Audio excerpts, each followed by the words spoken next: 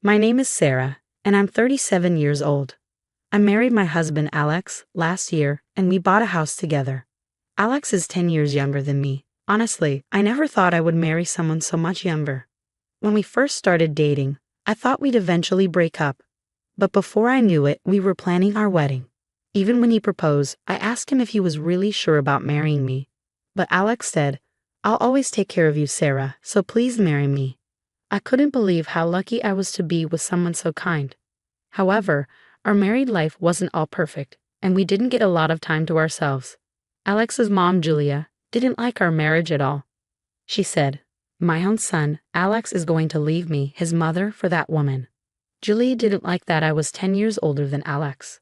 I wasn't surprised that she didn't approve, given the age difference. Then Julia gave us a condition for her approval. She told us, "You have to live with me." I thought it was unreasonable, but Julia refused to accept our marriage unless we agreed. So we agreed.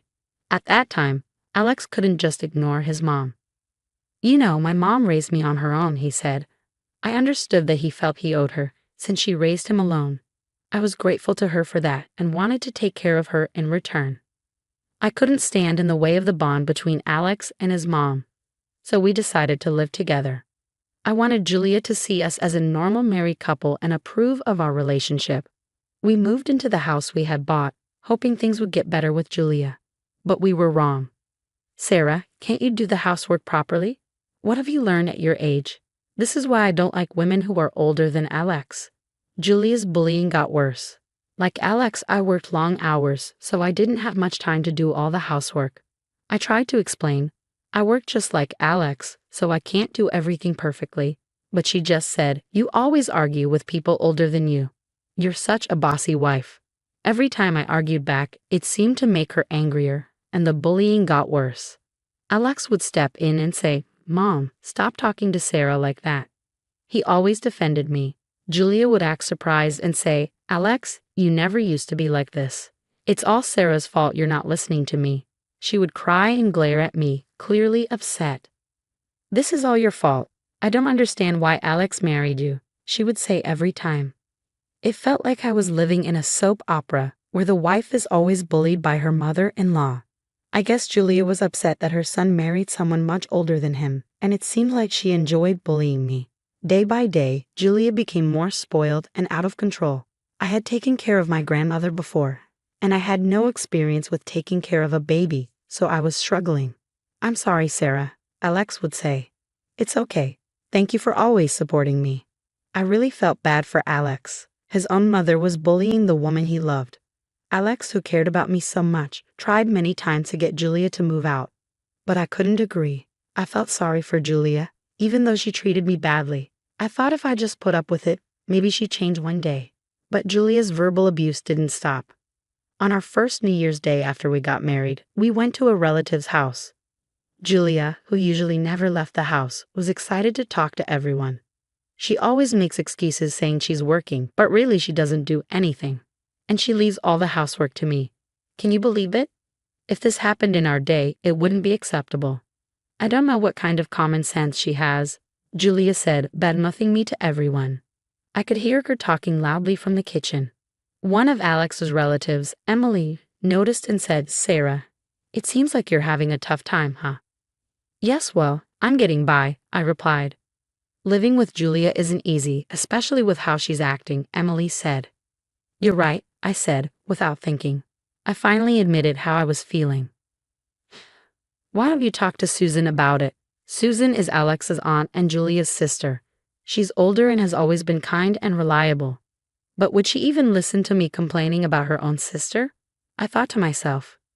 "Sarah." I heard a loud voice echoing through the kitchen. Oh, it's Julia again. She always makes me go get her drinks when we run out. I sighed as I quickly went to get the beer.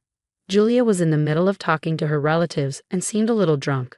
As I brought over a cold bottle of beer and a new glass, Julia grabbed it from me and said, "Sarah, you're really such a clumsy wife, aren't you?"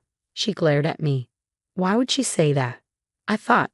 As I stood there, Julia poured the beer into the glass of a relative sitting next to her.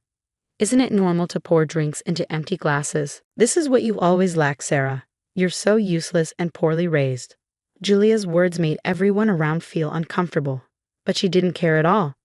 I realized that if I got upset with Julia right now, it would just start a fight, so I decided to play it off and smiled. That's my mother-in-law. She really knows how to handle drinks.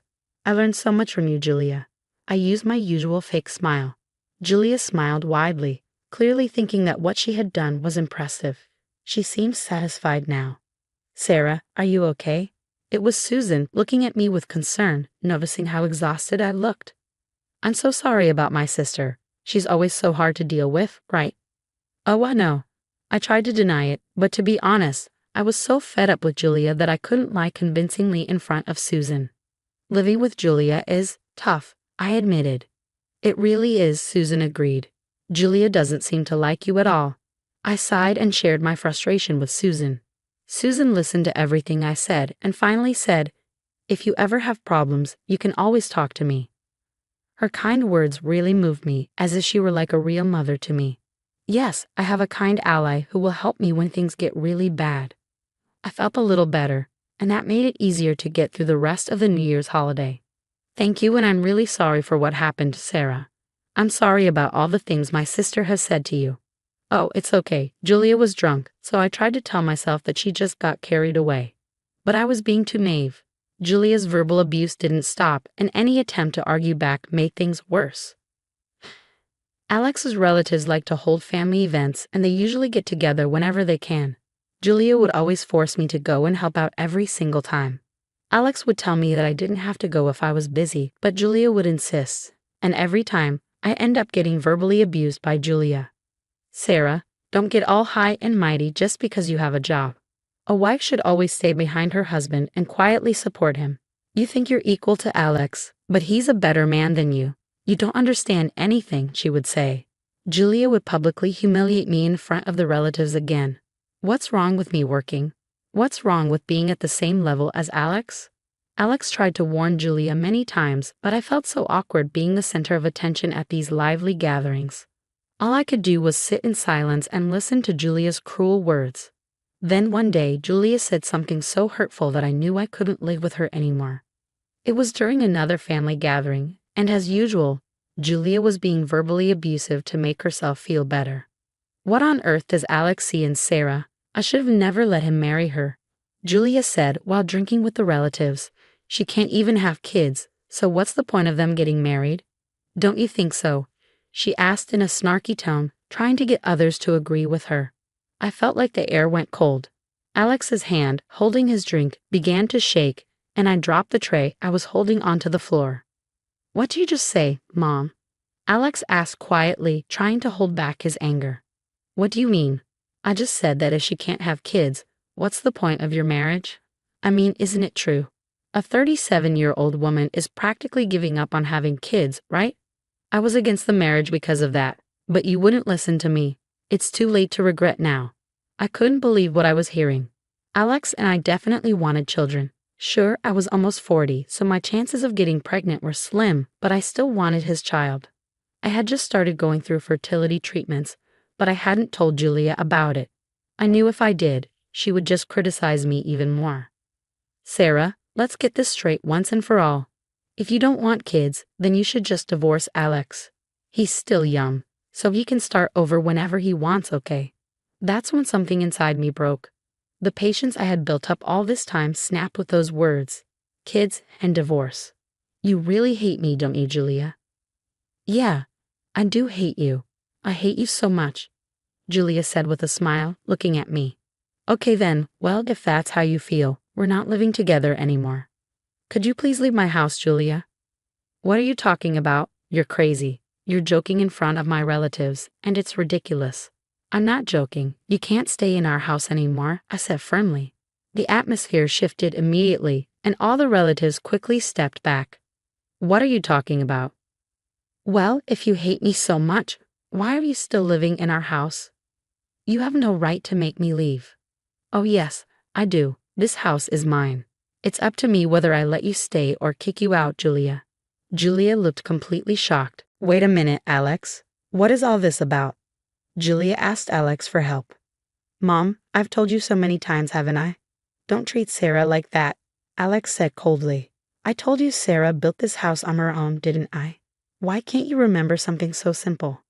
Because usually it's the husband who builds the house, right? Julia always believed that it was the husband's job to build a house and provide for the family.